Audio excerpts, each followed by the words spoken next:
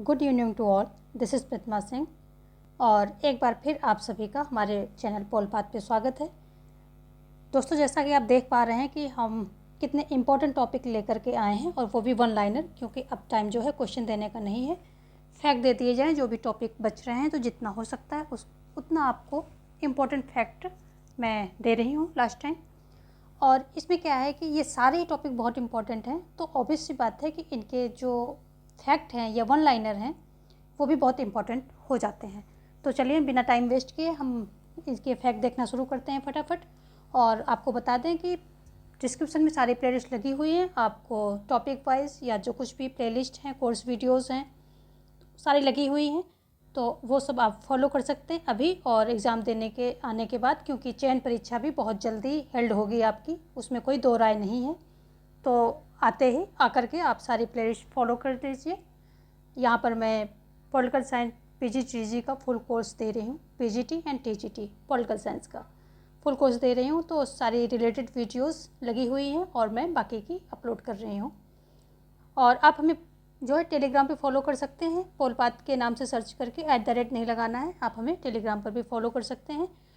चलिए ज़्यादा टाइम को वेस्ट न करते हुए हम चलेंगे, देखेंगे, बाकी की बातें फिर कभी होंगी। हम सबसे पहले अमेरिका का संविधान देख लेते हैं फटाफट। अमेरिका का संविधान जो है इसके बारे में देखेंगे हम। फैक्ट कब बना, कैसे बना, वो बाद में देखेंगे। पहले देख लेते हैं कि यहाँ पर 3 अंग होते हैं, कार्यपालिका, व्यवस्थापिका और संघीय सर्वोच्च न्यायालय। तीनों जो है स्वतंत्र होते हैं। यहाँ पर शक्ति पृथक्करण के सिद्धांत को फॉलो किया जाता है, तीनों स्वतंत्र होते हैं और साथ में नियंत्रण एवं संतुलन का सिद्धांत भी चलता है। एक तो ये अपने अपने फील्ड में सभी स्वतंत्र होते हैं, एक दूसरे कोई हस्तक्षेप नहीं करता है, प्लस ये जो नियंत्रण एंड संतुलन यानी चेक एंड बैलेंस का भी सिद्धांत यहाँ कहीं ना कहीं फॉलो किया जाता है, ताकि ये जो है कोई भी जो है ये भाग है, सदन है या इसका कोई भी अंग जो है निरंकुश ना हो जाए। तो ये सारी बातें हैं। कार्यपालिका की शक्ति राष्ट्रपति में निहित होती है यहाँ पर, ठीक है। और ये व्यवस्थापिका जो होती है इसमें 2 सदन होते हैं, उच्च सदन को सीनेट बोलते हैं, निम्न सदन को प्रतिनिधि सभा बोलते हैं, और इसको व्यवस्थापिका को क्या बोलते हैं, कांग्रेस बोलते हैं। कांग्रेस वो नहीं है जो अपने यहाँ कांग्रेस पार्टी, ये पार्टी नहीं है, ये संसद है। इसको आप संसद की तरह रेफर कर सकते हैं, जैसे अपने यहाँ संसद है वैसे इनकी ये कांग्रेस है। तो कांग्रेस है लाइक संसद, ठीक है। आज ज़्यादा टाइम नहीं लेंगे, फटाफट आगे बढ़ेंगे, क्योंकि आज आपको फैक्चुअल चलना है। जितना आपको समझ में आ जाता है अच्छी बात है, कल आपका पेपर है। और ये सारी जो है लिस्ट जो है प्ले लिस्ट में लगी हुई है कोर्स वीडियोज़ की, वहाँ हमने बहुत ही डेप्थ में सारी चीज़ें समझा रखी हैं। एग्ज़ाम देने के बाद आप उनको फॉलो करेंगे। शक्ति का पृथक्करण सिद्धांत यहाँ फॉलो होता है, यानी कि तीनों अंग जो हैं क्या होंगे, स्वतंत्र होंगे, एक दूसरे पे हस्तक्षेप नहीं करेंगे। नियंत्रण एवं संतुलन का सिद्धांत भी होता है, क्योंकि ये क्या करेंगे, स्वतंत्र होंगे लेकिन चेक बैलेंस की सिद्धांत को भी यहाँ फॉलो किया जाता है। ऐसी वहाँ पर जो कार्य प्रणाली है कि वो चेक एंड बैलेंस भी करते हैं प्लस स्वतंत्र भी रहते हैं। यहाँ पर अध्यक्षात्मक शासन प्रणाली जो है प्रयोग की जाती है और साथ में संघात्मक भी, ठीक है।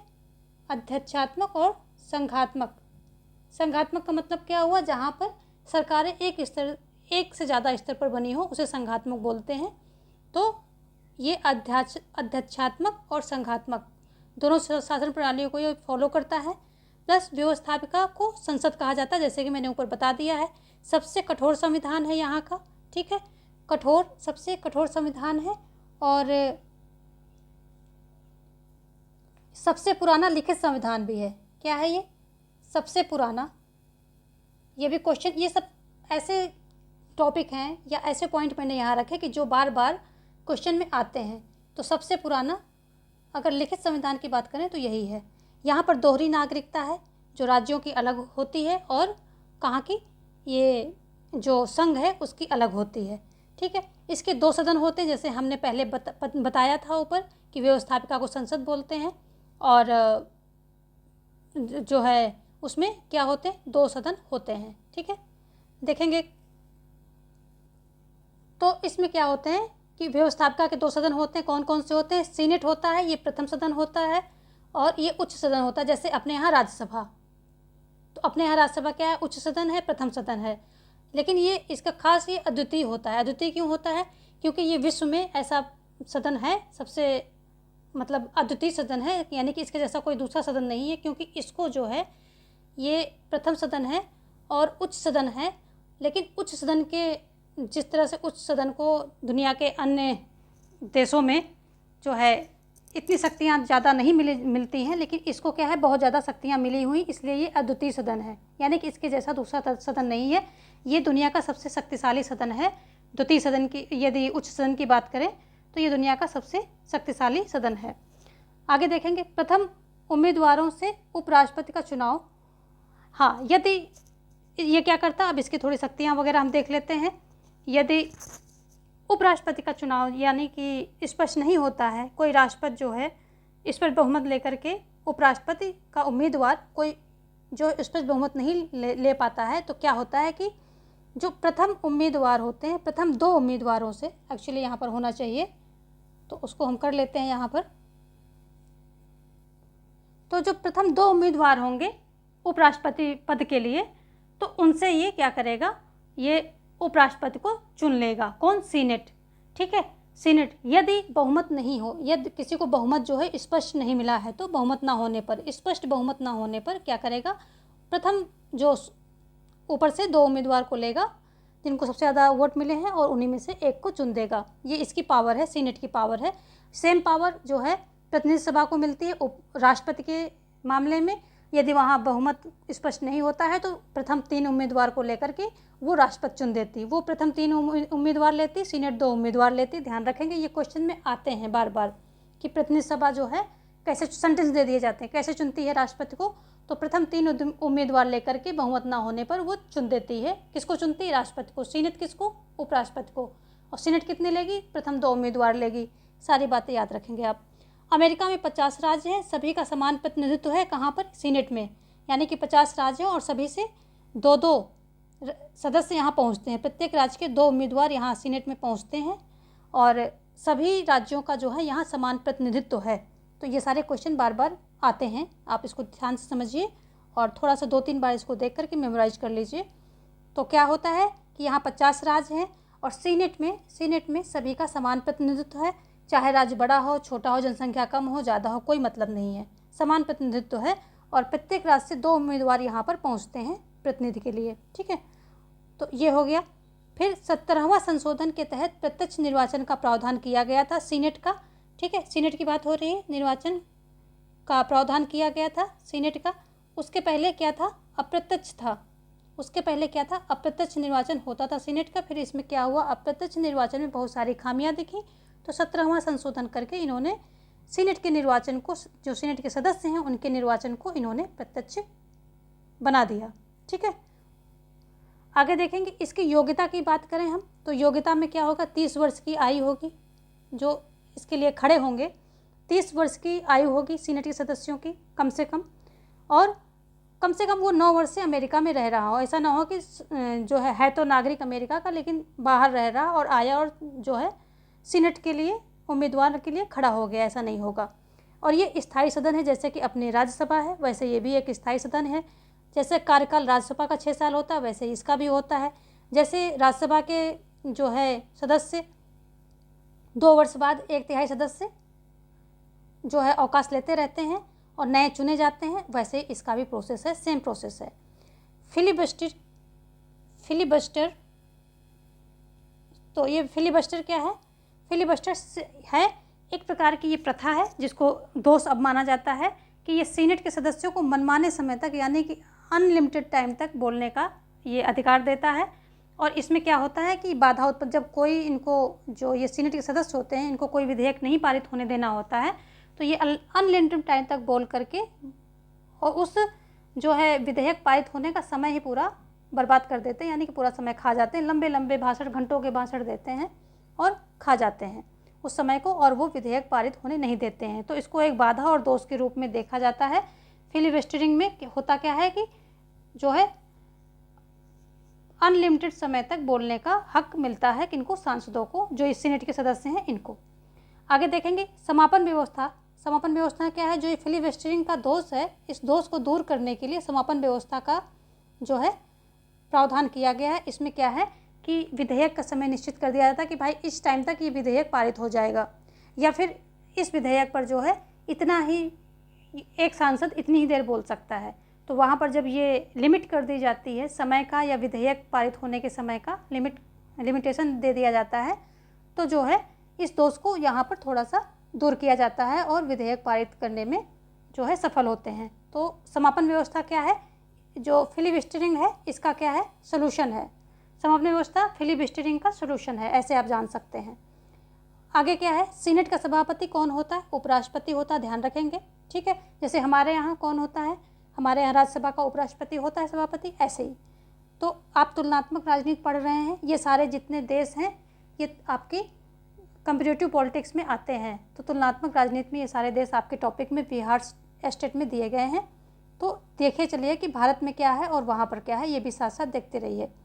नियुक्तियों और संधियों में सीनेट का क्या है, यदि जो राष्ट्रपति नियुक्तियाँ करता है बड़े बड़े अधिकारियों की और जो संधियाँ करता है बाहर देशों से, तो उसमें क्या है, सीनेट का 2/3 बहुमत आवश्यक है, अन्यथा वो जो है क्या होगी, बिल या विधेयक जो विधेयक वो है वो कानून के रूप में नहीं हो पाएगा, यानी कि वो इम्प्लीमेंट उसको नहीं किया जा सकता बिना सीनेट के 2/3 बहुमत के। इसलिए सीनेट की शक्तियाँ बहुत ज़्यादा हैं यहाँ पर।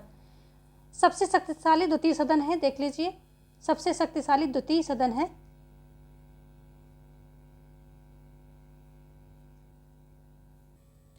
ये जो है सबसे शक्तिशाली द्वितीय सदन है। और 1 सेकेंड, आपको मैंने ऊपर शायद मुझे याद आ रहा है कुछ, सीनेट प्रथम, नहीं यहाँ पर भी जो है क्या होगा, द्वितीय सदन होगा। तो क्या है, सीनेट द्वितीय सदन है, गलती से यहाँ प्रथम लग गया था, अब पता नहीं मैंने बोला क्या होगा, चलिए कोई नहीं, द्वितीय सदन है, आगे देखेंगे। और तो ये सबसे शक्तिशाली, दुनिया का सबसे शक्तिशाली द्वितीय सदन है, यानी कि जिस तरह से द्वितीय सदन की अन्य देशों में शक्तियाँ जो हैं कम होती हैं, तो इसमें जो है ज़्यादा हैं। वित्त विधेयक पर अपेक्षाकृत अधिक शक्तियाँ इसको प्राप्त हैं सीनेट को, जबकि और देशों में क्या है, जो जैसे अपने यहाँ राज्यसभा है, तो राज्यसभा में राज्यसभा को कोई शक्तियाँ नहीं प्राप्त हैं, सिर्फ 14 दिन तक वो उसको डिले कर सकती है, कुछ संशोधन के लिए सुझाव दे सकती है, लेकिन लोकसभा उससे बाध्य नहीं होती कि वो कुछ करे या ना करें। ठीक है, लेकिन यहाँ पर ये शीर्षक को छोड़ करके काफ़ी कुछ उसमें संशोधन कर सकते हैं और राज्यसभा में भी पूर्ण बहुमत से जो है वो पारित होना चाहिए। तो यहाँ पर वित्त विधेयक पर इसको जो है सीनेट को काफ़ी अधिक शक्तियाँ मिली हैं अपेक्षाकृत जो दूसरे सदन हैं, जो दुनिया के दूसरे द्वितीय सदन हैं उनके अपेक्षा में। आगे क्या है कि न्यायपालिका की तरह कार्य करती है, कौन, ये जो सीनेट है ये न्यायपालिका की तरह कार्य करती है। जब महाभियोग प्रक्रिया यहीं पर चलाई जाती है, प्रतिनिधि सभा क्या करती है, महाभियोग का जो प्रत्यारोपण होता है वो कर देती है। प्रत्यारोपण की शुरुआत प्रतिनिधि सभा में होगी, लेकिन प्रक्रिया कहाँ चलाई जाएगी, ये सीनेट में चलाई जाएगी। और जब महाभियोग प्रक्रिया चलती है तो जो संघीय न्यायालय होता है उसका जो है जज इसकी अध्यक्षता करता है। तो ये बात ध्यान रखना कि महाभियोग कहाँ चलाया जाता है, सीनेट में। प्रत्यारोपण कहाँ होता है, प्रतिनिधि सभा में शुरुआत होती है, प्रतिनिधि सभा प्रत्यारोपित करती है और आरोप लगाती है, महाभियोग प्रक्रिया सीनेट में चलती है। और जो संघीय न्यायालय का न्यायाधीश होता है वो इसकी अध्यक्षता करता है जब महाभियोग प्रक्रिया चल रही होती है। तो ये न्यायपालिका की तरह भी कार्य करती है, ये भी ध्यान रखेंगे। आगे क्या है कि लोकप्रिय सदन, अब हम प्रतिनिधि सभा पर आ गए हैं। ठीक है, प्रतिनिधि सभा पर आ गए हैं, तो प्रतिनिधि सभा के जो है बातें देखेंगे। अभी तक हम सीनेट का देख रहे थे और सीनेट को हमने यहाँ से क्लोज कर दिया, जो मेन पॉइंट थे हमने सीनेट को देख लिए हैं। अब हम देखेंगे प्रतिनिधि सभा को, ये क्या है, लोकप्रिय सदन इसको कहा जाता है। प्रत्यक्ष निर्वाचन के द्वारा इसके सदस्य जो है निर्वाचित किए जाते हैं। विश्व में किसी भी प्रथम सदन की तुलना में इसकी शक्तियाँ कम हैं। तो जैसे अपने यहाँ लोकसभा है तो उसकी शक्तियाँ बहुत ज़्यादा हैं एज कम्पेयर टू राज्यसभा, लेकिन इसकी क्या है, इसकी शक्तियाँ कम हैं। दुनिया के जितने भी प्रथम सदन हैं उनकी तुलना में इसकी शक्तियाँ कम हैं। वैसे शक्तियाँ इसकी बहुत हैं, ऐसा कोई बहुत वो नहीं है कि बहुत ही टूटा फूटा है, लेकिन दूसरे सदन प्रथम सदन को देखते हुए इसकी शक्तियाँ कम हैं, ये ध्यान रखना है। और इसको ये भी कहते हैं कि विश्व का जो सबसे कमज़ोर प्रथम सदन बोलते हैं और सीनेट को विश्व का सबसे शक्तिशाली द्वितीय सदन बोलते हैं। तो ये सारी बातें ध्यान रखेंगे। इसकी शक्तियाँ कम हैं, वही हैं, दूसरे कंपेरिजन करें तो कम है। सदस्य संख्या जो है निश्चित कर दी गई है, 435 है। प्रतिनिधि सभा की सदस्य संख्या जो है निश्चित कर दी गई, 435 है। मूल संविधान में 30,000 मतदाता पर एक प्रतिनिधि चुना जाता था। ठीक है, एक प्रतिनिधि था। ठीक है, अभी क्या है, जनसंख्या बढ़ी तो 4,45,000 जनसंख्या पर एक प्रतिनिधि चुना जाता है। ठीक है, आगे देखेंगे ये प्रतिनिधि सभा की विशेषताएं हैं। प्रतिनिधि सभा जहाँ पर नहीं लिखा है तो ये हेडिंग है ना आपकी प्रतिनिधि सभा, यही समझ लिए सब कुछ प्रतिनिधि सभा के बारे में ही हो रहा है, सारा कुछ प्रतिनिधि सभा है। उसके ऊपर सीनेट था। अब हम देखेंगे कहाँ थे, प्रतिनिधि जनसंख्या के आधार पर। हाँ, प्रतिनिधि सभा में क्या है, जनसंख्या के आधार पर प्रतिनिधित्व होता है। यानी कि जैसे अपने यहाँ प्रतिनिधित्व, अपने यहाँ राज्यसभा में जनसंख्या के आधार पे प्रतिनिधित्व होता है। सबसे ज़्यादा सीट कहाँ की हैं, यूपी की हैं। उसके बाद फिर क्या आ जाता है, ये महाराष्ट्र और ये बिहार वगैरह ये सब आ जाते हैं। तो जनसंख्या के आधार पर प्रतिनिधित्व है कहाँ, राज्यसभा में। तो वही चीज़ यहाँ प्रतिनिधि सभा है, जो इसका प्रथम सदन है प्रतिनिधि सभा। तो उसमें क्या है, जनसंख्या के आधार पर यहाँ पर प्रतिनिधि आते हैं। जो राज्य जितना बड़ा होगा वहाँ से ज़्यादा लोग आएंगे, जो जितना छोटा होगा वहाँ से उतने कम आएंगे। तो ये यहाँ पर जनसंख्या के आधार पर, जबकि सीनेट में कैसे है, समानता के आधार है। वहाँ चाहे बड़ा हो चाहे छोटा हो, सभी से 2-2 मेंबर पहुँचते हैं वहाँ पर। इसकी योग्यता अगर देखें तो योग्यता में क्या होता है, 25 वर्ष की जो है आयु होनी चाहिए।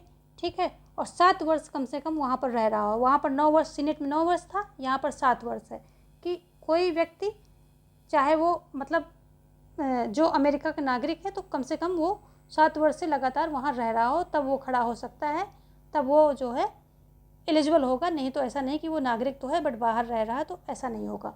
और कोई ज़रूरी नहीं है कि वो मतलब अमेरिकी मूल का भी हो, वो भारतीय किसी और मूल का भी है और वह लगातार वहाँ की नागरिकता ले रखी है और वहाँ पर 7 साल से रह रहा है, तो वो इलेक्शन के लिए खड़ा हो सकता है प्रतिनिधि सभा के।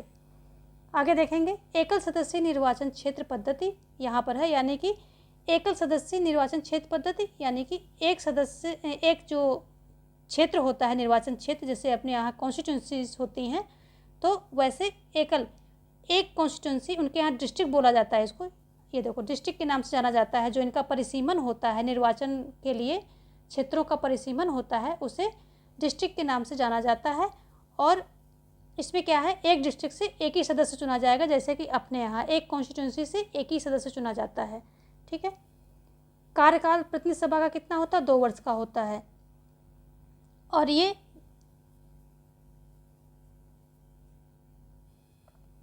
क्या है, भंग नहीं होती, मतलब कि बीच में भंग नहीं होती है, बीच में भंग नहीं होती है, भंग नहीं होती है बीच में।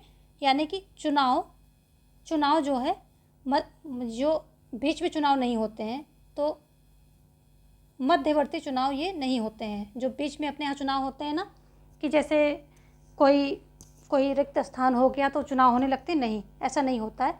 इसको जो है भंग नहीं किया जाता है, ये अपना कार्यकाल पूरा करके ही हटेगी। चाहे सरकार मतलब कितनी भी उथल पुथल हो रही हो, ये एक बार ये चुन गए तो अपना 2 वर्ष का कार्यकाल पूरा करके ये तभी हटते हैं। जैसे अपने यहाँ लोकसभा बीच में भंग हो जाती है तो ये भंग नहीं होती है, ये ध्यान रखिए। और इसी तरह राष्ट्रपति का चुनाव भी है कि 4 साल के लिए निर्वाचित हो गया राष्ट्रपति अमेरिका में, तो वो 4 साल तक निर्वाचन दोबारा बीच में नहीं होता। अगर वो एक्सपायर कर जाता है या फिर त्यागपत्र देता है या महाभियोग चलता है, तो उसकी जगह उपराष्ट्रपति ले लेगा। और चाहे जितना साल बचा हो, चाहे 2 साल 3 साल भी बचे हों, तो पूरा टाइम वो राष्ट्रपति एज अ राष्ट्रपति कार्य करेगा, संभालेगा सब कुछ। ठीक है, लेकिन बीच में चुनाव नहीं होंगे। अमेरिका की खासियत है कि बीच में चुनाव नहीं होते हैं। और फिर जो है अपने टाइम पे चुनाव भी होते हैं। कैसे होते हैं अपने टाइम पे चुनाव, ये इस तरह से होते हैं अपने टाइम पे चुनाव, क्योंकि ये चाहे वहाँ जितनी उथल पुथल चल रही हो, चुनाव होना है तो होगा। चुनाव जिस टाइम होना है, शेड्यूल है, उस टाइम चुनाव हो जाएगा। और जब चुनाव एक बार हो जाएगा तो बीच में चाहे जितनी उथल पुथल हो, बीच में जो है चुनाव होता नहीं है। चाहे सरकार भंग वगैरह वहाँ होने का कोई प्रावधान ही नहीं है।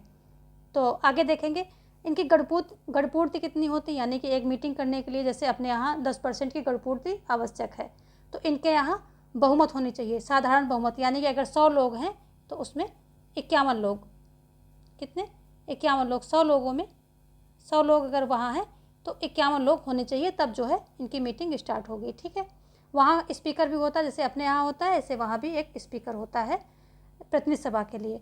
देखेंगे राष्ट्रपति का चुनाव, वही चीज़ आ गई, बहुमत ना होने पर क्या जब अगर राष्ट्रपति के चुनाव में बहुमत नहीं मिलता है किसी प्रतिनिधि को, किसी उम्मीदवार को, तो प्रथम 3 प्रत्याशियों में से एक को ये राष्ट्रपति चुन देता है। कौन? प्रतिनिधि सभा।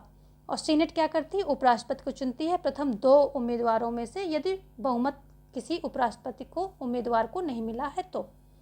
महाभियोग के बारे में देखेंगे। राष्ट्रपति, उपराष्ट्रपति और उच्च अधिकारी जो होते हैं, तो उन पर महाभियोग की प्रक्रिया प्रतिनिधि सभा में ही शुरुआत की जाती है, जैसे कि हमने आपको पहले बता दिया है।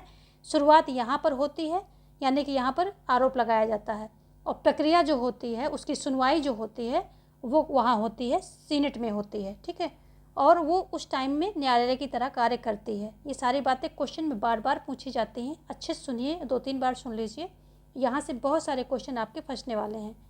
ये क्या है? दोनों सदनों के प्रत्यक्ष निर्वाचन होते हैं, जैसे कि हमने बता दिया, इसका भी प्रत्यक्ष निर्वाचन होता है, और 17वें संशोधन के द्वारा सीनेट को भी प्रत्यक्ष निर्वाचन का प्रावधान कर दिया गया है। अब थोड़ा हम अमेरिकी संविधान के बारे में जान लेंगे, फटाफट जानेंगे, जो बहुत ही इंपॉर्टेंट पॉइंट हैं वही रखे हैं। कॉन्सेप्चुअल तो बहुत ज़्यादा आपका अंडरस्टैंडिंग यहाँ पर नहीं बन रही होगी, लेकिन ये है कि फैक्चुअल आएगा तो आप सारे आंसर देने में दे पाएंगे वहाँ पर। अमेरिकी संविधान की बात करें तो विश्व का पहला लिखित संविधान है ये।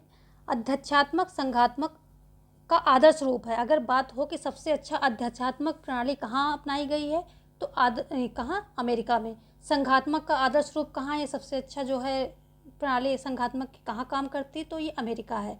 ठीक है, और अगर बात आए कि जो मॉन्टेस्क्यू है, इनका जो शक्ति पृथक्करण का सिद्धांत है, इसका सबसे ज़्यादा असर कहाँ है, तो अमेरिका पे है।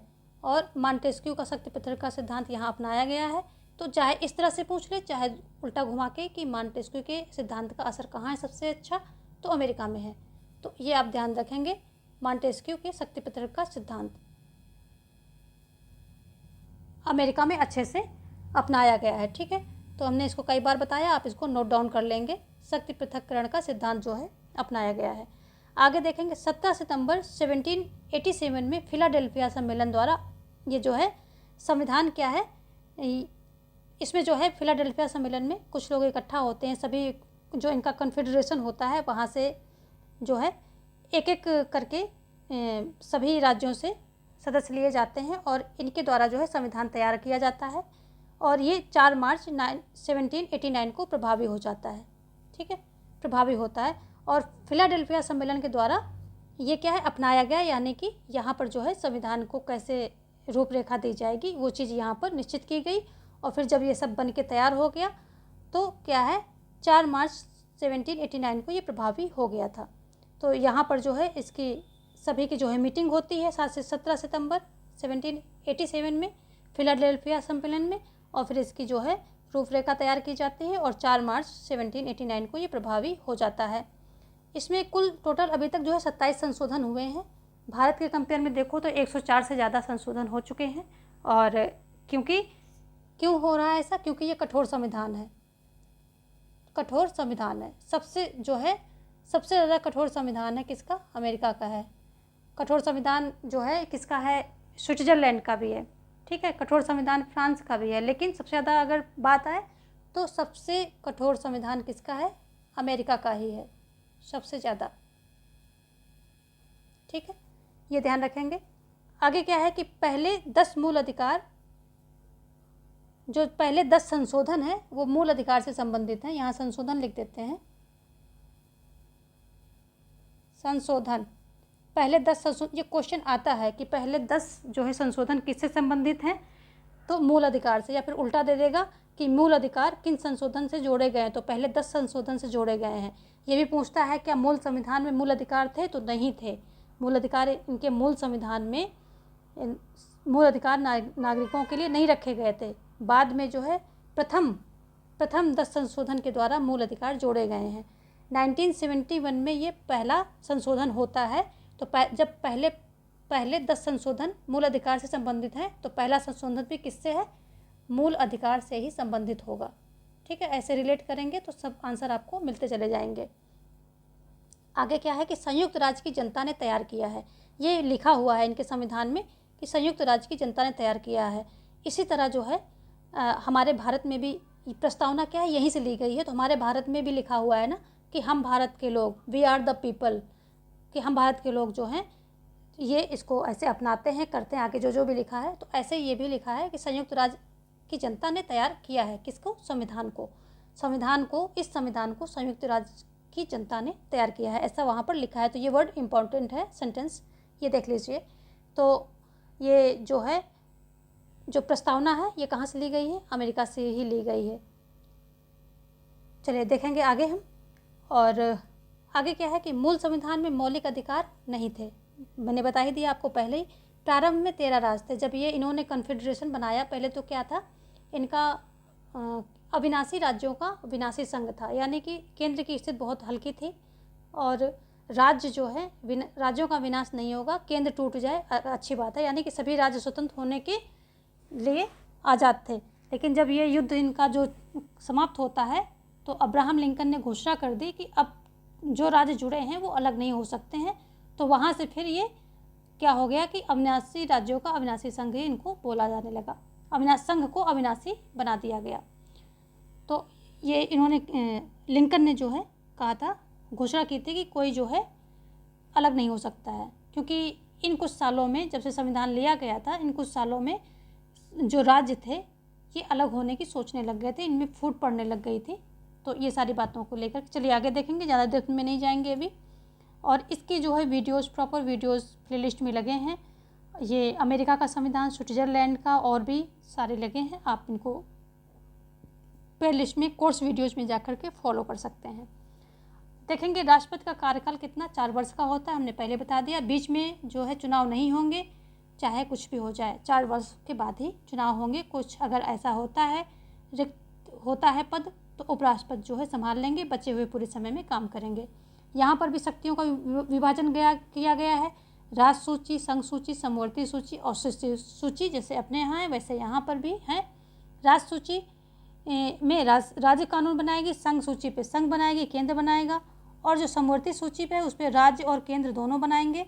लेकिन ये उल्टा है, इंडिया से उल्टा है। इंडिया में क्या है कि राज्य और संघ अगर दोनों ने समवर्ती सूची पे कानून किसी एक विषय बना दिया तो संघ का कानून माना जाएगा, लेकिन यहाँ पर क्या है कि राज्य का कानून माना जाएगा, बशर्ते कि वो संविधान के जो केंद्र का संविधान है उसको तोड़फोड़ ना कर रहे हो, उसके विरुद्ध ना हो, तो राज्य का कानून है उसको माना जाएगा। तो यहाँ राज्य को प्रायोरिटी दी गई है, राज्य को यहाँ पर बहुत स्वतंत्रता मिली हुई है। सिर्फ एक चीज़ पे जो अब्राहम लिंकन ने कह दिया है, घोषणा की थी कि जो है कोई राज्य अलग नहीं हो सकता है, क्योंकि राज्य अलग हो रहे थे, वहाँ फूट पड़ रही थी। बाकी यहाँ पर अमेरिका में राज्यों को स्वतंत्रता दी गई, इनका अपना संविधान है और इनके अपने जो है नागरिकता भी है, सारा कुछ है। अब डेप्थ में पढ़ेंगे, जब हमारे वीडियो जाकर देखेंगे तो वहाँ सारी बातें क्लियर होंगी।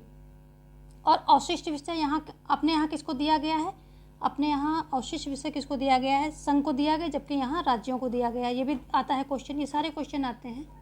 यहाँ पर क्या है, राज्यों को दिया गया है। और तो ये हमने अमेरिका का जो है बारे में जो इम्पोर्टेंट फैक्ट थे वो देख ले। अब हम देखेंगे लोकपाल एवं लोकायुक्त। लोकपाल और लोकायुक्त आपका टॉपिक है और यहाँ से कोई क्वेश्चन तो बनेगा ही बनेगा। तो अगर हम लोकपाल लोकायुक्त की बात करें तो इसको ओम्बुड्समैन संस्था के नाम से जाना जाता है। और ये ओम्बुड्समैन संस्था की शुरुआत होती कहाँ है, ये ओम्बुड्समैन संस्था है, इसकी शुरुआत जो है 1809 में होती है, स्वीडन में होती है। तो ये बहुत ही इंपॉर्टेंट है पॉइंट, इसको आप ध्यान रखेंगे। और द्वितीय विश्व युद्ध के बाद ये जो ओम्बुड्समैन है ये तेज़ी से बढ़ता है, ठीक है, द्वितीय युद्ध के बाद तेज़ी से बढ़ता है ये। और 1962 में सबसे पहले जो है इसको न्यूजीलैंड ने अपनाया था, तो ये इंपॉर्टेंट है, देख लीजिए। 1962 में सबसे पहले न्यूजीलैंड अपनाने वाला है। सबसे ज़्यादा ये पूछा जाता है, वेरी वेरी वेरी इंपॉर्टेंट है, पूछा जाता है ये क्वेश्चन, ठीक है। उसके बाद ग्रेट ब्रिटेन जो है सबसे बड़ा एक प्रकार से जो विकसित देश था, बड़ा था, मतलब ओहदे वाला, रुतबे वाला, तो वो सबसे पहला देश कौन था, ग्रेट ब्रिटेन था जिसने इसे अपनाया, ठीक है। ग्रेट ब्रिटेन यानी कि एक दबदबा रखने वाला देश ने इसको अपनाया। कब अपनाया, 1967 में। तो ये भी अपने आप में इम्पॉर्टेंट हो जाता है। आगे देखें, भारत में सर्वप्रथम अशोक कुमार सेन ने ओम्बुड्समैन का जो है प्रस्ताव संसद में प्रस्तुत किया था और 1968 में पहली बार लोकसभा में पारित हुआ था ये बिल, इंदिरा गांधी की सरकार के टाइम पे। लेकिन लोकसभा जो है विकसित हो जाने से बिल कालातीत हो गया, यानी कि समाप्त हो गया, ठीक है। तो 1968 में पहली बार लोकसभा में पारित हुआ था, लोकसभा में पारित हो गया था, लेकिन जब लोकसभा विघटित हो गई तो ये बिल कालातीत हो गया। होता क्या है कि जब लोकसभा में कोई बिल पारित हुआ और राज्यसभा में पारित नहीं हो पाया, आगे वहाँ पर प्रोसेस जो है पूरा नहीं हो पाया और लोकसभा का विघटन हो जाता है, तो क्या हो जाता है कि ये जो है बिल जो होता है वो समाप्त हो जाता है, यानी कालातीत हो जाता है, समाप्त हो जाता है। तो वही इसके साथ हुआ। 1968 में पहली बार लोकसभा में पारित हुआ था, फिर क्या हुआ, इसका लोकसभा के विघटन से ये कालातीत हो जाता है।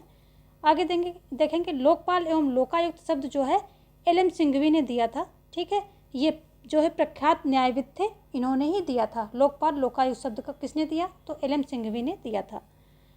आगे देखेंगे 2005 में द्वितीय सुधार आयोग जो है गठित होता है। वीरप्पा मोइली इसके क्या होते हैं, अध्यक्ष होते हैं, और ये सिफारिश करते हैं कि लोकसभा जो लोकपाल के गठन की ये सिफारिश करते हैं अपने इस सुधार आयोग में। फिर क्या होता है कि 2013 में दोनों सदनों में ये पारित हुआ था, और इसको पारित होने में अन्ना का जो आंदोलन था ये भी, इसने भी काफ़ी महत्वपूर्ण जो रोल अदा किया था, क्योंकि इससे पहले कई बार जो है ये पारित आया और आकर के पारित ये जो विधेयक है लोकपाल लोकायुक्त, ये संसद में आया, एज अ विधेयक आया, लेकिन पारित नहीं हो पाया। तो जो जब अन्ना का आंदोलन होता है और उस पर जो है ये कांग्रेस सरकार पे दबाव बनता है, तब ये जो है दोनों सदनों में पारित होता है।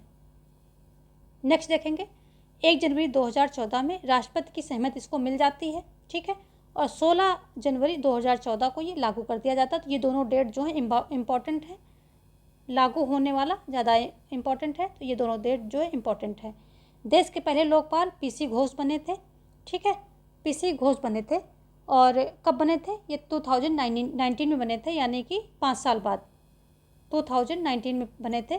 क्योंकि यहाँ पर कुछ दिक्कतें आ रही थी ये इसको करने में, क्योंकि जो समिति इनकी चयन समिति थी, इस लोकपाल के जो सदस्य हैं, लोकपाल क्या है, संस्था है, इसके सदस्यों की जो चयन होना था, तो चयन होने के लिए एक समिति थी, और समिति में जो है विपक्ष का जो मान्यता प्राप्त नेता होना चाहिए। तो मान्यता प्राप्त नेता क्या होता है कि 10% सीट उसको मिल, यानी 10% उसको वोट मिले हों, तब वो मान्यता प्राप्त होता है। तो उस समय पर किसी भी जो विपक्ष में वो थी, गवर्नमेंट थे, दल थे, तो उनको किसी को भी 10% नहीं मिला था। और जब 10% नहीं मिला, तो ये इस रूल को ही नहीं फुलफिल कर रहा था कि मान्यता प्राप्त नेता विपक्ष का कहाँ से लाया जाए। फिर क्या हुआ कि 2016 में इसमें चेंजेस किए जाते हैं कि जो सबसे 10% की कोई बात नहीं है, जो सबसे ज़्यादा विपक्ष में सबसे ज़्यादा जो जिसके पास वोट जिसको मिले होंगे, उसी दल के नेता को जो है इसका विपक्ष का नेता मान करके इसमें समिति में रख लिया जाएगा। तो ये सारी कहानी थी, यहाँ पर अटकी हुई थी, कुछ और भी चीज़ें अटकी हुई थी। तो इस चक्कर में ये पारित तो हो गया था, 2014 में लागू हो गया था, पर पीसी घोष जो है 2019 में जाकर के पहले लोकपाल बनते हैं। देश के पहले लोकपाल पीसी घोष 2019 में बनते हैं। एक चेयरपर्सन और अधिकतम 8 सदस्य इसमें होंगे। किसमें, इसमें जो ये सदस्य समिति है, इसमें क्या होंगे, एक चेयरपर्सन होगा और अधिकतम 8 सदस्य रखे जा सकते हैं। लोकपाल की जो संस्था है, इस पूरी संस्था में कितने होंगे सदस्यों का कार्यकाल, देखो 5 वर्ष होगा या फिर 70 वर्ष की आयु, जो जल्दी पूरा हो जाए। यदि वो 70 वर्ष के हो जाते हैं तो हट जाएंगे, अदरवाइज 5 साल अपना पूरा करके तब हटेंगे। इसका जो है चयन समिति के सुझाव पर राष्ट्रपति नियुक्त करता है। क्या इनको जो सदस्य हैं, लोकपाल संस्था के जो सदस्य हैं, कितने सदस्य हैं, एक चेयरमैन और 8 अन्य सदस्य अधिकतम हो सकते हैं, यानी कि टोटल 9। यहाँ पर देख लें, कैलकुलेट कर लें, क्योंकि पूछता है टोटल कितने, तो टोटल 9। एक जो है चेयरपर्सन हो जाएगा प्लस 8 अन्य सदस्य, टोटल 9 अधिकतम हो सकते हैं। 8 जो है अधिकतम है, इससे ऊपर नहीं जाएगा। ठीक है, तो ये 5 साल या 70 वर्ष इनका। चयन समिति की बात करें तो चयन समिति के द्वारा जो है ये लोकपाल संस्था के जो सदस्य हैं ये चुने जाते हैं। चयन समिति के सुझाव पर राष्ट्रपति नियुक्त करेगा, यानी कि चयन समिति सुझाव देगी तब राष्ट्रपति इनकी नियुक्त करेगा, इन सभी सदस्यों की। चयन समिति में कौन कौन होगा ये भी देख लीजिए। प्रधानमंत्री होगा, प्रधानमंत्री कौन होगा, एज अ चेयरपर्सन काम करेगा वहाँ। और क्या कौन होगा, लोकसभा का जो है अध्यक्ष होगा, यानी कि स्पीकर। ठीक है, विपक्ष का नेता होगा, जिसकी अभी मैं बात कर रही हूँ कि 10% जो है सीटों का क्राइटेरिया रखा गया था, वही मान्यता प्राप्त सदस्य होता है। तो वो चीज़ अब हटा दी गई है और नॉर्मल कर दिया गया है कि ठीक है, जिसको विपक्ष में जिसको सबसे ज़्यादा वोट मिल जाएंगे वही विपक्ष का नेता यहाँ पर रख दिया जाएगा, इस समिति में बना दिया जाएगा। CJI यानी कि जो देश का मुख्य न्यायाधीश है सर्वोच्च न्यायालय का, वो हो या उसके द्वारा कोई नामित सदस्य हो, ठीक है, या तो वो खुद आ जाए या फिर किसी सदस्य को वो नामित कर दे कि भाई जाओ तुम इस समिति में सम्मिलित हो जाओ। तो कुछ भी हो सकता है, CJI भी हो सकता है या फिर वो किसी को भेज दे। और एक न्यायविद होगा। तो यहाँ पर कितने हो गए, प्रधानमंत्री 1 हो गया, स्पीकर 2 हो गया, विपक्ष का नेता 3, CJI या नामी सदस्य 4 और न्यायविद 5। यहाँ पर हो गए टोटल 5 सदस्य किसमें, चयन समिति में। चलिए आगे देखेंगे। अब थोड़ा सा लोकपाल की संरचना देख लीजिए। जैसे कि हमने बात किया था कि एक चेयरपर्सन और 8 जो हैं अधिकतम सदस्य होंगे। लोकपाल की संरचना, लोक यानी कि लोकपाल में जो संस्था है उसमें कितने लोग होंगे, तो एक चेयरपर्सन और 8 अधिकतम सदस्य होंगे। चेयरपर्सन की योग्यता देख लीजिए फटाफट, ये बहुत ईजी है, एक बार आप देख लेंगे तो वहाँ पर अगर सेंटेंस देता है तो आपको हिट कर जाएगा ऑप्शन देख के। तो इसकी चेयरपर्सन की जो योग्यता होगी, ये लोकपाल के सदस्यों की बात हो रही है। चयन समिति अलग है, उसमें प्रधानमंत्री, विपक्ष का नेता, CJI, न्यायविद और स्पीकर, ये आएंगे 5। बल्कि जो लोकपाल संस्था है जिसके लिए इतना आंदोलन हुआ, उसमें कितने टोटल 9 सदस्य होंगे। एक चेयरपर्सन होगा, 8 अधिकतम होंगे। तो चेयरपर्सन की योग्यता होगी या तो ये पूर्व CJI हो यानी कि सर्वोच्च न्यायालय का मुख्य न्यायाधीश, या फिर सुप्रीम कोर्ट का पूर्व न्यायाधीश हो। मतलब न्यायाधीश भी चल जाएगा, मुख्य नहीं है तो क्या हो जाएगा, ये सिर्फ न्यायाधीश भी चल जाएगा सुप्रीम कोर्ट का, ठीक है।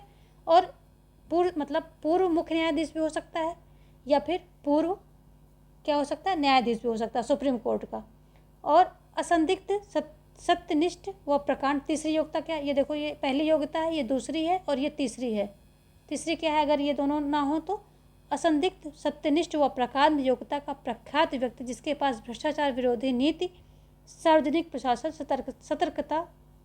सतर्कता, वित्त, बीमा या बैंकिंग कानून व प्रबंधन में न्यूनतम 25 वर्षों का जो है विशिष्ट ज्ञान व अनुभव हो, ऐसा व्यक्ति जो है क्या हो सकता है कि चेयरपर्सन बनाया जा सकता है। ये चेयरपर्सन की जो है योग्यताएं हैं, या तो वो CJI हो या फिर पूर्व न्यायाधीश हो सुप्रीम कोर्ट का, या फिर ये ऐसा व्यक्ति हो जो कोई भ्रष्टाचार से बिल्कुल निर्लिप्त हो, प्रख्यात हो और अपने क्षेत्र में वो 25 वर्षों का उसे विशिष्ट अनुभव हो, ठीक है। प्रख्यात हो यानी कि उसने इतना अच्छा काम किया हो कि लोग उसको जानते हों, समझ रहे हैं, ये बातें हैं। तो ऐसा व्यक्ति जो है इस पद के लिए, चेयरपर्सन के लिए उपयुक्त होगा। अब हम आ जाते हैं अपने 8 सदस्यों की, जो इनकी क्या, ये कैसे चुने जाएंगे। तो 8 सदस्यों में आधे न्यायिक होंगे यानी कि ये न्यायिक फील्ड से आएंगे, और जो न्यूनतम 50% होंगे यानी कि आधे जो होंगे ये कहाँ से आएंगे, अनुसूचित जाति, अनुसूचित जनजाति, अन्य पिछड़ा वर्ग, अल्पसंख्यक, महिला श्रेणी, इनसे आएंगे। तो ऐसा 50-50 का कॉन्सेप्ट है। 50 जो है न्यायिक होंगे यानी कि वो न्यायिक फील्ड से होंगे, जज वगैरह होंगे, और 50 जो है ये अनुसूचित जात, जनजात, पिछड़ा वर्ग, अल्पसंख्यक, महिला श्रेणी, इन सब से आएंगे। लोकपाल संस्था का न्यायिक सदस्य या तो सर्वोच्च न्यायालय का पूर्व न्यायाधीश या किसी उच्च न्यायालय के पूर्व मुख्य न्यायाधीश होगा। तो जो लोकपाल संस्था का न्यायिक सदस्य है, जो न्यायिक सदस्य की बात हो रही, देखिए एक एक कॉन्सेप्ट को समझना बहुत ज़रूरी है, यदि सेंटेंस आ गया तो आप फंस जाएंगे। तो जो ये न्यायिक सदस्य हैं इनकी बात हो रही है, इनकी बात हो रही, क्या कह रहा है कि लोकपाल संस्था का न्यायिक सदस्य या तो सर्वोच्च न्यायालय का पूर्व न्यायाधीश हो, समझ रहे हैं, सर्वोच्च न्यायालय का पूर्व न्यायाधीश हो जाएगा, मुख्य होना जरूरी नहीं है। लेकिन उच्च न्यायालय से अगर लिया जाएगा तो मुख्य न्यायाधीश होना जरूरी है। तो उच्च न्यायालय का मुख्य न्यायाधीश होगा, सर्वोच्च न्यायालय का कोई भी न्यायाधीश चल जाएगा। तो ये न्यायिक सदस्य होंगे, जो 8 में से 4 न्यायिक सदस्य होंगे, वो कहाँ, सर्वोच्च न्यायालय के पूर्व न्यायाधीश या उच्च न्यायालय के मुख्य न्यायाधीश, पूर्व मुख्य न्यायाधीश, और सब पूर्व होंगे, यहाँ पर पूर्व मुख्य न्यायाधीश हो सकते हैं, ठीक है। तो और इसमें क्या, ऐसा कुछ नहीं है, चाहे सर्वोच्च न्यायालय से जितने ले ली जाए, चाहे मुख्य न्यायालय से जितने ले ली जाए, तो ऐसा कुछ नहीं है। बस ये है कि सर्वोच्च न्यायालय का जो है मुख्य न्यायाधीश होना चाहिए। गैर न्यायिक में जैसे, तो इनकी गैर न्यायिक सदस्यों की क्या योग्यता होनी चाहिए, असंदिग्ध, सत्यनिष्ठ, जैसा कि जो तीसरी क्राइटेरिया था ना कि प्रख्यात व्यक्ति, ये सब चीज़ें ये थी। प्रख्यात व्यक्ति, भ्रष्टाचार विरोधी नीतियों के बारे में उसको नॉलेज हो, प्रख्यात व्यक्ति हो, 25 वर्षों का उसको जो है विशिष्ट ज्ञान हो, तो यही सब तीसरी क्राइटेरिया जो है इनके, जो ये गैर न्यायिक सदस्य आएंगे अनुसूचित जात, जनजाति, महिला वर्ग से, तो वही तीसरी क्राइटेरिया जो है इनको, इन पे लागू हो जाएगा कि ऐसे पर्सन को क्या होगा कि गैर न्यायिक सदस्य के रूप में चुन लिया जाएगा। आगे देखेंगे चेयरपर्सन और सदस्यों का कार्यकाल कितना होगा, जो है 5 वर्ष का होगा। ठीक है, 5। तो यहाँ पर क्या दिया है, सेम है चेयरपर्सन की योग्यता, जो चेयरपर्सन की तीसरी योग्यता लिख देते हैं, तो तीसरी कैटेगरी है, तो तीसरी योग्यता की तरह ये जो ये गैर न्यायिक सदस्य चुने जाएंगे। जो चेयरपर्सन की तीसरी योग्यता है वही इन पे लागू हो जाएगी। आगे क्या है, चेयरपर्सन और सदस्यों का कार्यकाल या तो 5 साल होगा या 70 वर्ष होगा, पहले भी बात कर चुके हैं। सदस्यों की नियुक्त चयन समिति की सिफारिश पर राष्ट्रपति द्वारा की जाती, बता चुके हैं। चयन समिति में प्रधानमंत्री चेयरपर्सन होता है। लोकसभा अध्यक्ष, लोकसभा विपक्ष का नेता, भारत का मुख्य न्यायाधीश या उसके द्वारा नामित कोई न्यायाधीश, और एक क्या होगा, न्यायविद होगा, एक न्यायविद होगा। ठीक है, तो ये सारे जो है 5 जो है पर्सन यहाँ पर हो जाएंगे किसमें, चयन समिति में। अब इनके जो है कुछ क्षेत्राधिकार देख लीजिए, बस एक बार नज़र मार लीजिए, हो सकता है इनसे रिलेटेड कोई सेंटेंस आ जाए तो आप वहाँ पर पहचान पाएंगे। इनके क्षेत्राधिकार की बात करें तो लोकपाल के अधिकार क्षेत्र में कौन कौन आ जाएगा, प्रधानमंत्री, संसद सदस्य, है ना, और समूह ABCD यानी कि चारों जो हैं आ जाएंगे। प्रधानमंत्री, संसद सदस्य और समूह ABCD के अधिकारी, केंद्र सरकार के अधिकारी शामिल हैं। ठीक है, आगे क्या है कि प्रधानमंत्री के मामले में नोट क्या है, यहाँ पर ध्यान देने वाली बात है कि प्रधानमंत्री के मामले में अंतर्राष्ट्रीय संबंध, सुरक्षा, लोक व्यवस्था, परमाणु ऊर्जा, अंतरिक्ष संबंध ना हो। मतलब इन जो ये क्षेत्र होंगे इन पे जो है लोकपाल का क्षेत्राधिकार नहीं चलेगा काम, यहाँ पर इनका क्षेत्राधिकार नहीं है, इनके क्षेत्राधिकार से ये जो है क्षेत्र बाहर हैं। इसी तरह संसद में जो सांसद होंगे तो उनके भी जो ये मंत्रियों के सांसदों पर लोकपाल का क्षेत्राधिकार नहीं होगा। जब वो संसद में कोई बात कहेंगे, संसद में कही गई बात या दिए गए वोट के मामले में ये लोकपाल जो है किसी प्रकार का इसका कोई क्षेत्राधिकार, यहाँ अधिकार नहीं कि वो हस्तक्षेप करे, क्योंकि 105 के तहत इनको विशेषाधिकार मिला है, संसदीय विशेषाधिकार सांसदों को मिला है। यदि ये नहीं रहेगा और इनको, तो ये अपनी बात कैसे रखेंगे। अगर इनकी बातों को ले जा कर के मतलब बवाल बनाया जाए, उस पर मतलब उनकी जांच बैठाई जाए, तो ये कुछ कहेंगे ही नहीं। जो लोकहित के मामले हैं, जनहित के मामले हैं, कहेंगे ही नहीं। तो इसलिए इनको यहाँ पर इस मामले में स्वतंत्र कर दिया गया है कि इनकी बातों को लोकपाल से भी बाहर रखा गया है और न्यायिक जो पुनरावलोकन यानी कि सर्वोच्च न्यायालय इनसे भी बाहर रखा है। ये इनका विशेषाधिकार है ताकि ये खुल के सारी बातें कह पाएँ। चलिए देखेंगे ये क्या है कि लोकपाल एवं लोकायुक्त संशोधन 2016 होता है, वही होता है कि इसके द्वारा यह निर्धारित किया गया कि विपक्ष के मान्यता प्राप्त नेता के अभाव में लोकसभा में सबसे बड़े एकल विरोधी दल का नेता चयन समिति का सदस्य हो जाएगा। यानी कि किसी को यदि 10% वोट नहीं मिलते हैं, तो 10% वोट नहीं मिलेंगे तो मान्यता प्राप्त नेता नहीं बन सकता है। तो उस स्थिति में भी जो सबसे ज़्यादा उभर कर सामने आएगा, जिसको विपक्ष में सबसे ज़्यादा वोट मिले होंगे, उसका नेता यहाँ पर बना दिया जाएगा। यही जो है 2016 में संशोधन किया जाता है। इस संशोधन के बाद जो है फिर 19 में लोकपाल बनाया जाता है घोषजी को। अब आप लोकायुक्त पे आ जाइए। तो लोकायुक्त पे जो है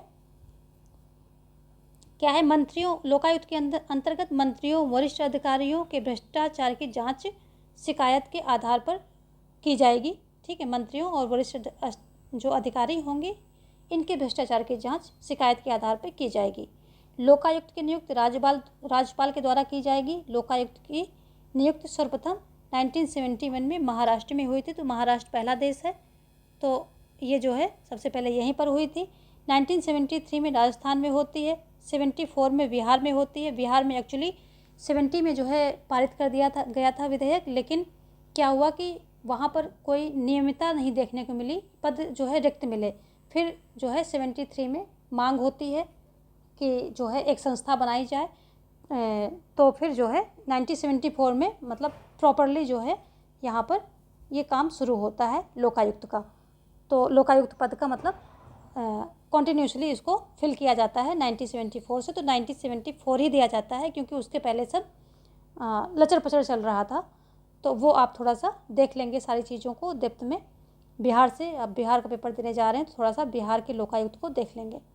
1975 में उत्तर प्रदेश और 81 में मध्य प्रदेश। और जो बिहार का पहला लोकायुक्त कौन था ये आप ध्यान रख लें, श्रीधर वासुदेव सोहोनी थे पहले जो है लोकायुक्त, ये आप ध्यान रख लेंगे। और प्रेजेंट टाइम का भी, पहला और प्रेजेंट टाइम का जो है वेरी इंपॉर्टेंट है, उसको भी ये दोनों आप ध्यान रखेंगे। आगे ये आंध्र प्रदेश है, उड़ीसा, आंध्र, हिमाचल, उड़ीसा, ये 1983 में शुरू करते हैं। 1985 में कर्नाटक, गुजरात, पंजाब ये सब शुरू करते हैं। ठीक है, तो बाकी ये जो ज़्यादा इम्पोर्टेंट नहीं है। ये देखिए, कुछ राज्यों में लोकायुक्त ही, कुछ राज्यों में उप लोकायुक्त भी हैं। तो ये सेंटेंस थोड़ा सा पढ़ लीजिए आप कि कुछ राज्यों में सिर्फ एक ही संस्था है कि लोकायुक्त है, कुछ में इससे रिलेटेड एक संस्था और बना दी गई, उप लोकायुक्त भी बना दिया गया। सभी राज्यों में लोकायुक्त के कार्यक्षेत्र अलग अलग हैं क्योंकि ये पूरी तरह से राज्य पर छोड़ दिया गया है कि आप अपने राज्य के जो है, राज्य में किस प्रकार का, कितना जो है रिस्ट्रिक्टेड यानी कठिन, या कितना लचीला या कितना कठोर जो है लोकायुक्त संस्था को जो है स्थापित करते हैं। तो राज्य फिर अपनी चलाएंगे। फिर कुछ में क्या है, मुख्यमंत्री मंत्रियों सहित वरिष्ठ अधिकारियों को दायरे में रखा गया है। और कुछ में मुख्यमंत्री, पूर्व मुख्यमंत्री एवं पूर्व मुख्यमंत्रियों को दायरे में करता है, यानी कि जो मुख्यमंत्री हैं और उसके साथ साथ मुख्यमंत्री और पूर्व मुख्यमंत्री, यानी कि जो प्रेजेंट में मुख्यमंत्री हैं और पूर्व मुख्यमंत्रियों को भी इन्होंने रखा है किसमें, इस दायरे में। तो ये चाहे प्रेजेंट के हों या पूर्व के हों, दोनों को रख लिया है कुछ में।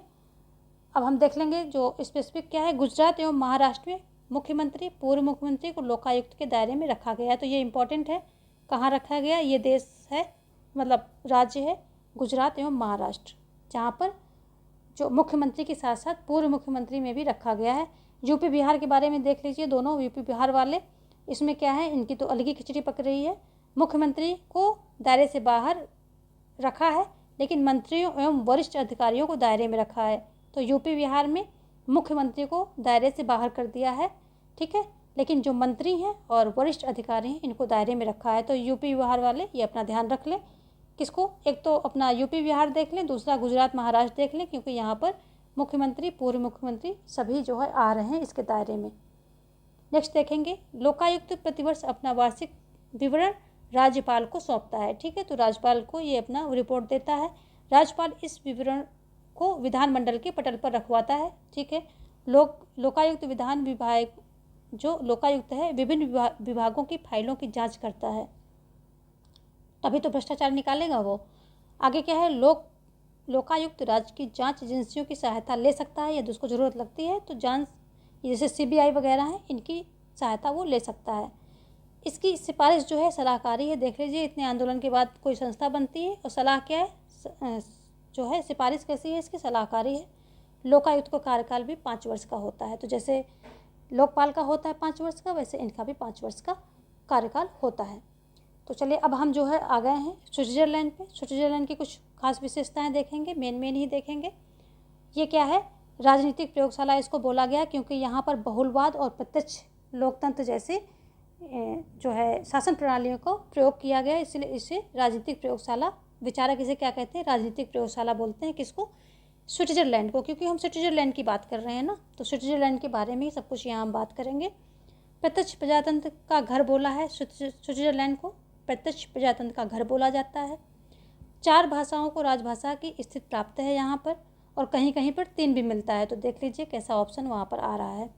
सर्वाधिक लोग जर्मन बोलते हैं वहाँ पर, तो जर्मन बोलने वाले सबसे ज़्यादा लोग हैं।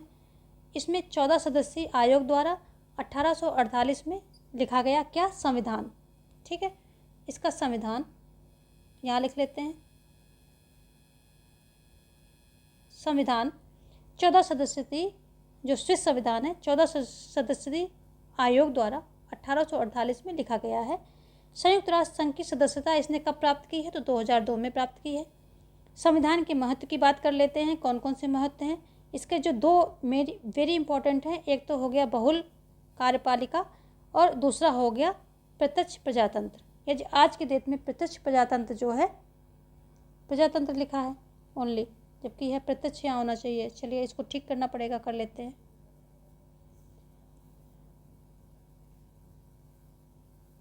प्रत्यक्ष, ठीक है। चलिए, ये प्रत्यक्ष प्रजातंत्र का आदर्श, प्रत्यक्ष प्रजातंत्र इसकी जो है महत्वपूर्ण विशेषता है, प्लस ये आदर्श प्रतीक है। पूरे विश्व में अगर कहें कि आज के टाइम पे जो आदर्श प्रत्यक्ष प्रजातंत्र कहाँ पाया जाता है, तो यहीं पर पाया जाता है, ठीक है। अब यहाँ पर जो है नवीन संविधान की बात कर लेते हैं। नवीन संविधान की क्या क्या विशेषताएं हैं? निर्मित, लिखित और अपेक्षाकृत व्यापक है, ठीक है। क्या है? कठोर संविधान है। पहले ही आपको बताया था कि स्विट्जरलैंड का संविधान, यूएसए का संविधान, फ्रांस का कठोर है, लेकिन जो यूएसए का है सबसे ज़्यादा कठोर है। आगे क्या है? संघीय क्षेत्र में न्यायिक पुनरावलोकन का अभाव है। यहाँ न्यायिक पुनरावलोकन की कोई जो है क्या नहीं है, व्यवस्था नहीं है। प्रशासनिक कार्य पर आधारित न्यायपालिका है। यहाँ पर प्रशासनिक कार्यों पर आधारित न्यायपालिका का प्रावधान यहाँ पर है। ये धर्मनिरपेक्ष राज्य इसको बताया गया है। इसका संविधान क्या कहता है? एक धर्मनिरपेक्ष राज्य की स्थापना करने की बात कर रहा है। आगे क्या है? स्विट्जरलैंड के 1848 के संविधान में सर्वप्रथम पूर्ण संशोधन कब किया गया? यानी कि इसमें जब संशोधन होता है, छोटे मोटे तो हुए, लेकिन जब पूर्ण संशोधन हुआ तो कब हुआ? ये 1874 को हुआ है, ठीक है। तो अभी आप डेप्थ में नहीं जाएंगे, डेप्थ में वीडियोस पढ़े हैं।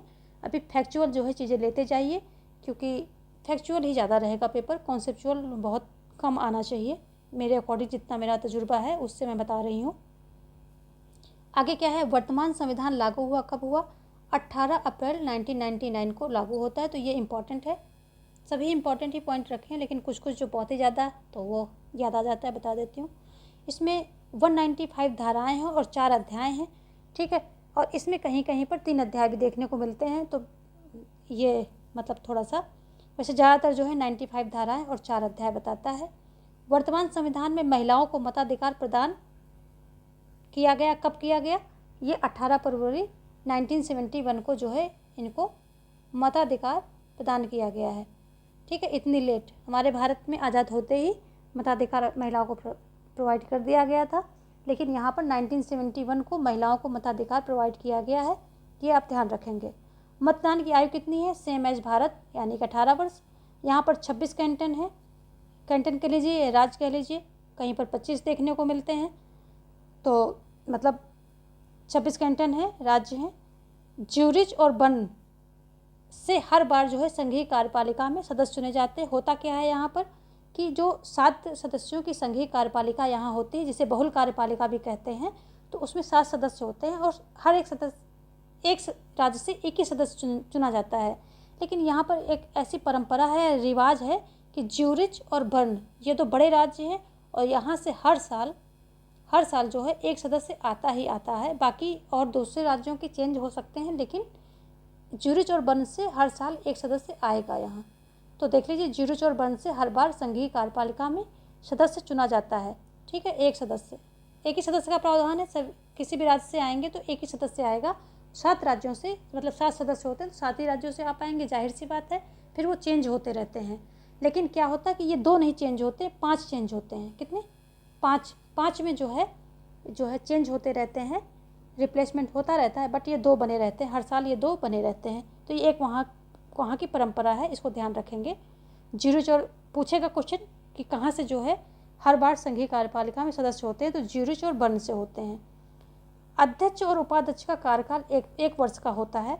और यहाँ एक और प्रथा है, ये एक प्रथा है, परंपरा है, प्रथा है, अभिसमय जिसको बोलते हैं। तो ये एक प्रथा है कि ज्यूरिच और बर्न जो हर साल जो है लिए जाएंगे, ठीक है।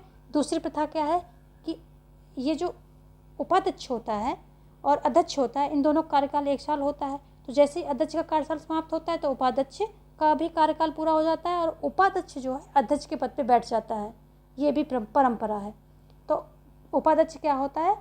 अध्यक्ष के पद पे बैठता है और फिर कोई दूसरा उपाध्यक्ष बन जाता है, और वो भी जो है क्या करता है कि फिर जैसे वो अध्यक्ष पहले वाला हटेगा तो वो उपाध्यक्ष उस अध्यक्ष के पद पे बैठ जाएगा। तो ये परंपरा है कि जनरली उपाध्यक्ष अध्यक्ष के पद पे जाता है, तो एक प्रकार से पदोन्नत जैसी।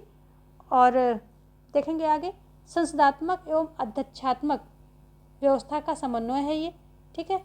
संविधान उदारवादी दर्शन पर आधारित है, और क्या है, स्विस संविधान धर्मनिरपेक्ष राज्य की स्थापना करता है। और क्या है, स्विस संविधान में बहुत व्यापक रूप में मूल अधिकारों का वर्णन किया गया है। तो ये सब जो है फैक्ट के रूप में आप लेते जाइए, क्वेश्चन ऐसे ही बनेंगे, आप थोड़ा अच्छे से पढ़ेंगे तो आपको वहाँ सब कुछ समझ में आएगा। कार्यपालिका शक्ति 7 सदस्यों में होती है, ठीक है, और इसको संघीय सरकार कहा जाता है। तो कार्यपालिका शक्ति 7 सदस्यों की संघीय सरकार को प्रदान की गई है और ये सभी, इनकी शक्तियाँ क्या होती हैं, बराबर होती हैं, कोई ऊपर कोई बड़ा कोई छोटा नहीं होता। अध्यक्ष क्या होता है, सिर्फ अंतर्राष्ट्रीय पटल पर, विश्व पटल पर दिखाने के लिए कि ठीक है ये राष्ट्र का राष्ट्राध्यक्ष है, इसलिए दिखाने का मात्र एक यही काम उसका है कि वो विश्व पटल पे वो एक एज अ राष्ट्रपति अपने देश को क्या करता है, उसका जो है प्रतिनिधित्व करता है। इतना ही है बस, बाकी सातों की डिसीजन मेकिंग पावर बराबर होती है। वो अध्यक्ष जो होता है ना किसी को हटा सकता है, ना किसी की नियुक्ति कर सकता है, मतलब कहीं कोई उसकी एक्स्ट्रा पावर नहीं है। सभी के पास, सातों के पास एक एक विभाग होता है, कोई एक्स्ट्रा पावर नहीं है। सिर्फ एक ही बात है वहाँ पे कि विश्व पटल पे जो है वो राष्ट्राध्यक्ष के नाम से जाना जाता है। आगे देखेंगे तो इनकी सभी जो 7 सदस्य होते हैं शक्तियाँ बराबर होती हैं। नेक्स्ट देखेंगे, स्विस वर्तमान संविधान में प्रथम अध्याय में मौलिक अधिकारों का विवरण है। तो इसके पूछते हैं स्विस संविधान में क्या है, कोई एक जैसे अपने संविधान में मौलिक अधिकार का एक भाग दे दिया गया, प्रॉपर एक जो है अनुच्छेदों की सूची बना दी गई, तो ऐसा वहाँ नहीं है। वहाँ मौलिक अधिकार हैं पर बिखरे हुए हैं। तो जो स्विस संविधान का प्रथम अध्याय है उसमें मौलिक अधिकारों का विवरण दिया गया है। चलिए आगे देखेंगे, धर्म जाति लिंग के आधार पर भेदभाव नहीं किया जाएगा, तो ये भी बताया गया है।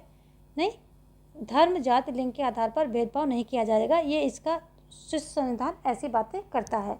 मौलिक अधिकार में मानवीय गरिमा, कानून के समक्ष समता, जीवन एवं व्यक्तिगत स्वतंत्रता का अधिकार जो है ये सब समाहित है। ये क्वेश्चन के ऑप्शन से हमने उठाए हैं, ठीक है। प्राथमिक शिक्षा का अधिकार कहाँ है, अनुच्छेद 19 में दिया गया, ये भी क्वेश्चन से हमने दिया है आपको। भाषा विज्ञान कला को स्वतंत्रता नागरिकों को है, यानी कि भाषा विज्ञान कला की स्वतंत्रता नागरिकों को दी गई है, ठीक है, नागरिकों को दी गई है। ये सब क्वेश्चन से उठाए हुए ऑप्शन है। अब हम देखेंगे फ्रांस को, ठीक है, फ्रांस को देख लेते हैं। फ्रांस क्या कह रहा है, फ्रांस की राजनीति पर प्रभाव जो किसका किसका है, रूसो का है, मांटेस्क्यू का है, वाल्टेयर का है। तो अगर पूछा जाए कौन से विचारकों का प्रभाव है, तो रूसो, मांटेस्क्यू एंड वाल्टेयर का प्रभाव कहाँ है, फ्रांस की राजनीति पर है।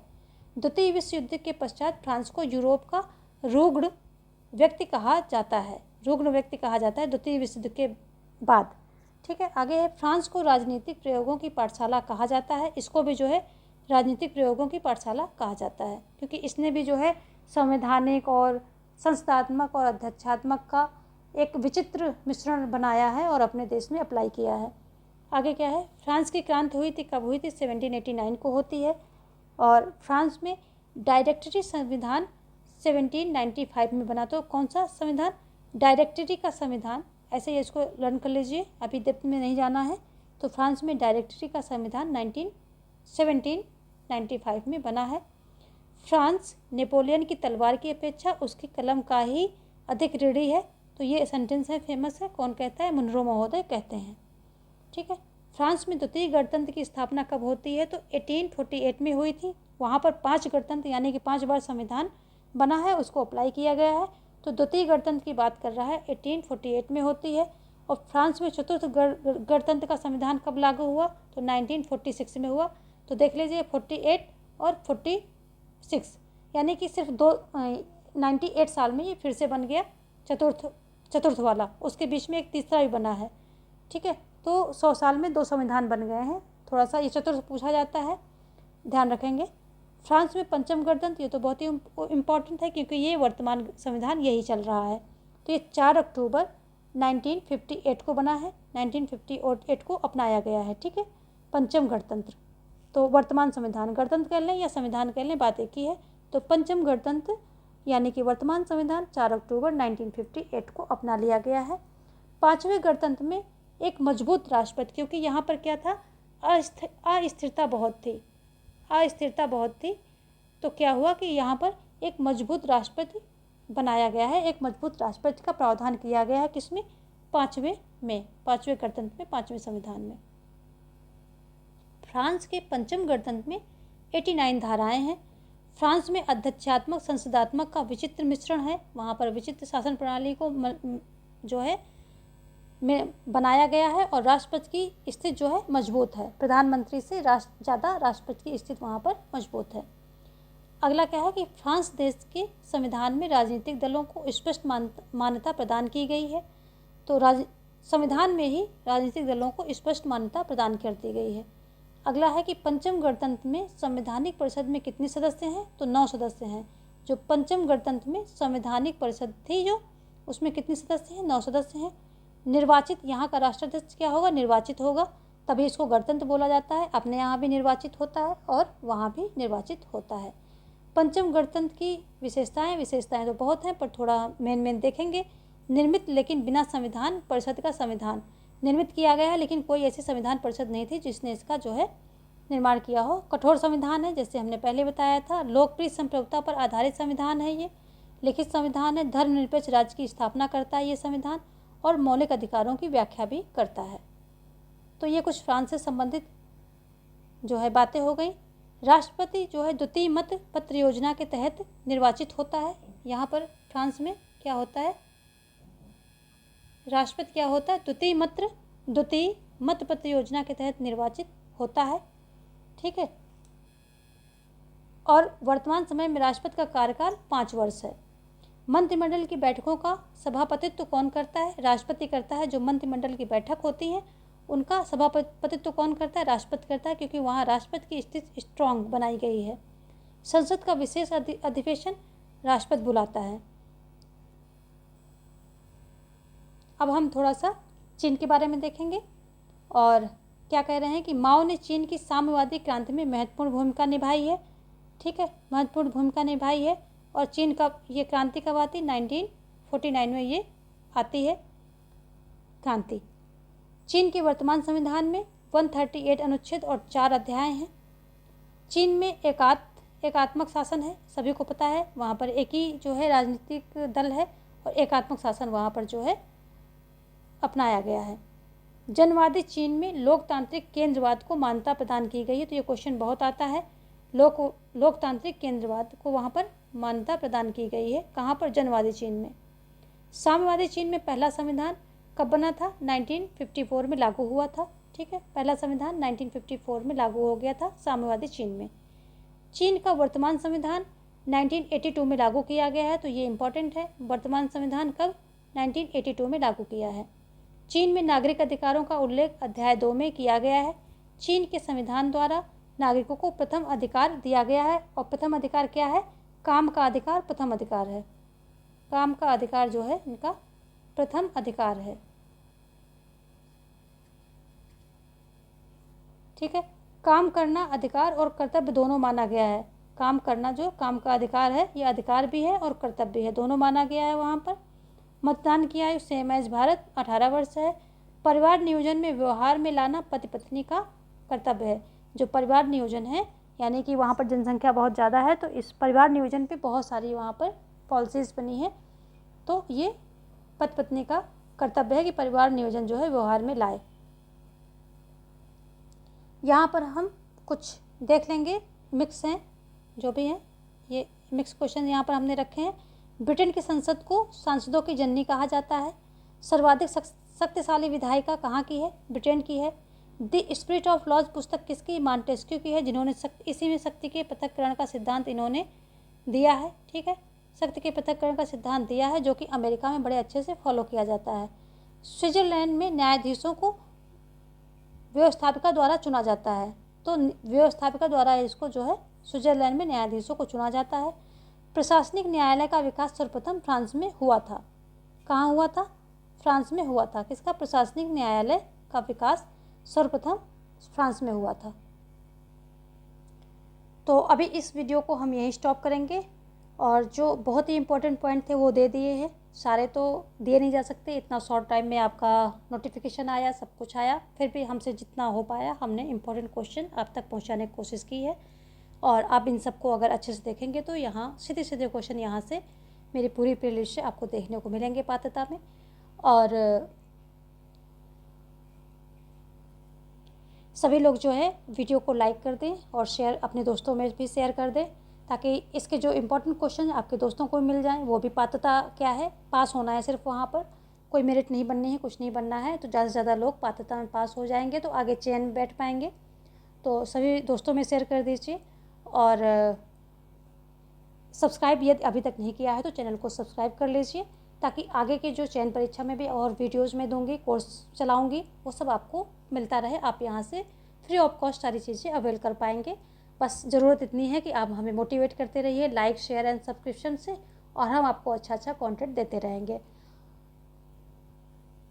कल आपका एग्ज़ाम है, आपका एग्ज़ाम बहुत अच्छा जाए, मेरी यही बेस्ट विशेज़ है आप सभी के लिए। एडवांस में मैं आप सभी के लिए कामना करूँगी कि आप सबका पेपर अच्छा जाए। आप सभी जो है, जो एक एलिजिबिलिटी क्राइटेरिया है उसको पार करें, उसको पाएँ और सभी सिलेक्ट हो जाएं। तो ये मेरी जो है शुभकामना है, आप सबके साथ है। और बेस्ट ऑफ लक कल के एग्ज़ाम के लिए in advance. Thanks for watching. Have a great life and success.